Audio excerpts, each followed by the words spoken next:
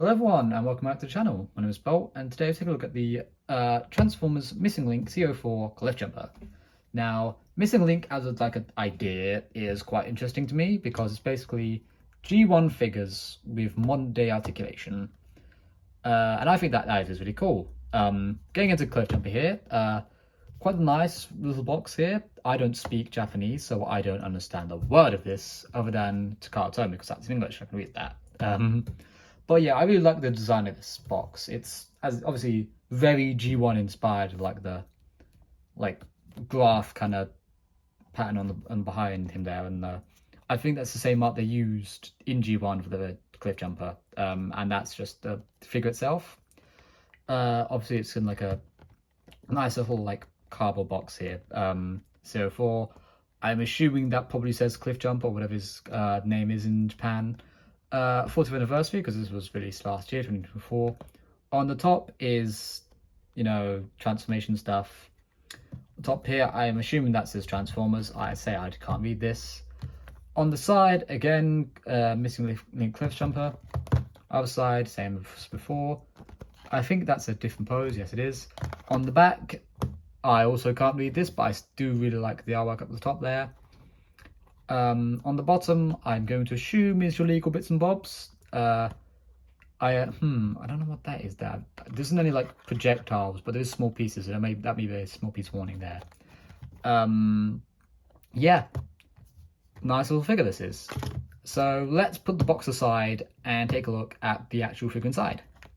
And here we have Cliffjumper in his vehicle mode, and as you can see, he is pretty minuscule. He barely takes up any view space. For a bit of context on this guy, before he became Cliffjumper, he was meant to be like a penny racer. I don't know if any dude knows what penny racers are, but they're like little chibified cars like this. And you can put a penny here, and I think they had to go off. I don't really know anything about penny racers, but this was meant to be a robot disguised as a penny racer, hiding in your toy box. And I mean, that's pretty cool, if you ask me. This before Transformers was a thing, so it's sort of like a precursor. Getting with the robot itself, it's like a little chibified Porsche. Really nice red on this figure as well, I think. Autobahn insignia there. Rubber tires as well, on the wheels here, which is pretty cool. A little panel here as well. I don't really know what that's meant to be, because it doesn't really look like the back end of a car. I don't know what that is. On the bottom, not really too much to say about here, except for that, which we'll get to in a minute. He does roll, which is quite good. He rolls pretty well, I say, with tires. Yeah, really not too much to talk about this guy. He's pretty simplistic. I can't really sit here and say, oh, look how good this is, when it's a design that's about 80 years old. Maybe you know that, not 80, 40 years old even, because in the 80s, 40 years ago. There you go. Let's pop him to the side for a moment, and we'll bring in my other Missing Link figure, the G1 Universe Optimus from Legacy. So you can see sort of how they scale together. Like so. See how they look together. And also, bringing some more Cliffjumpers, we have the Legacy Prime Universe Cliffjumper. So you can sort of see how they look together. This guy's review is on the channel. I'll leave a link in the description. And on topic of videos, I'll leave in the description, there's the Bumblebee movie Cliffjumper, so you can see how they look together. I don't own the G1 Cliffjumper, so we can't do a size comparison with him, but this guy also on the channel in the description.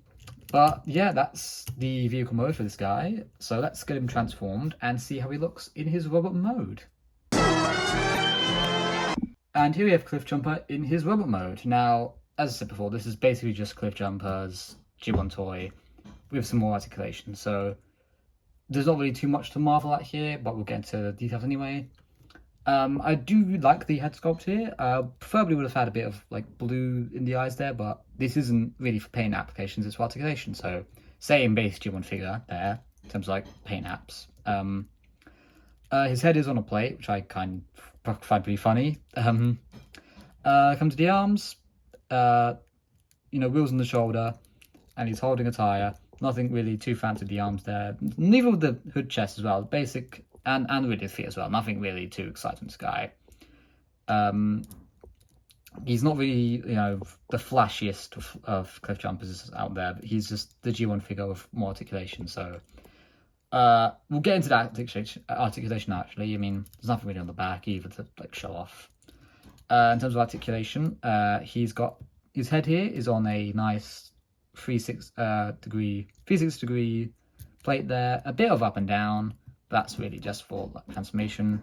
The arms here are on a butterfly joint, and they can go up and down.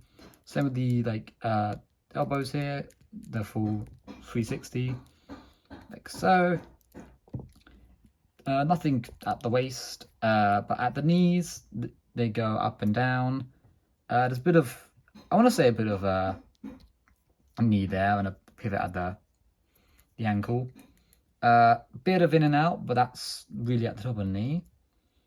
One thing I forgot to mention actually is the bottom here. I was going to say there's the rub signs. They brought them back. So if you get a little bit of a rub in there, it's going to work.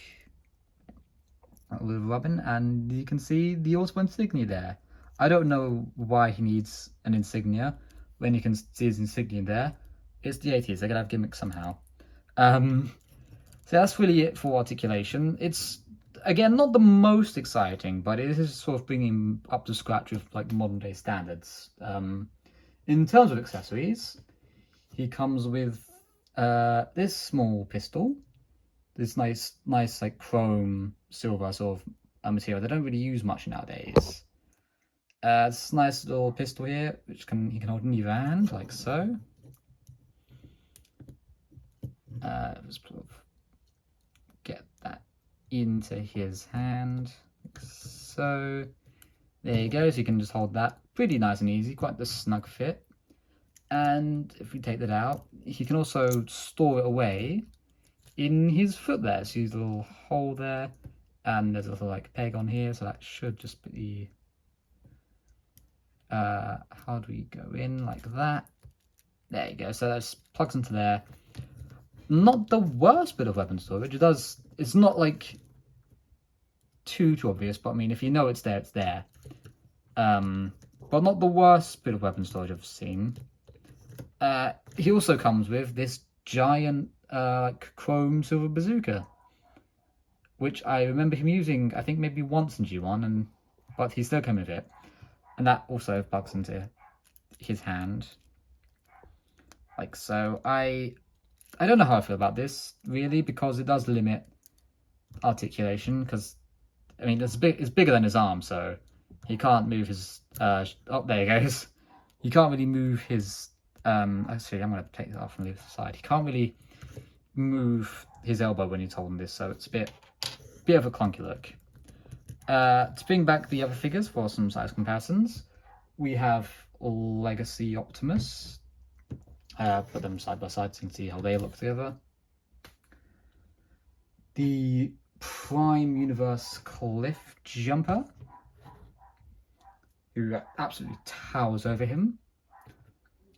And standing at a similar sort of size, but a little bit taller, the Bumblebee movie Cliffjumper.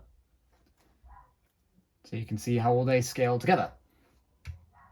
And there you have it, my review of the Transformers Missing Link C-04 Cliffjumper. He's quite the nifty little guy. I definitely going to pick up more of the Missing Link figures. I'm especially interested in if they'll do combiners. But we'll have to wait and see for that. Like, share, subscribe, put those lovely buttons, and hopefully we'll see you all in the next one.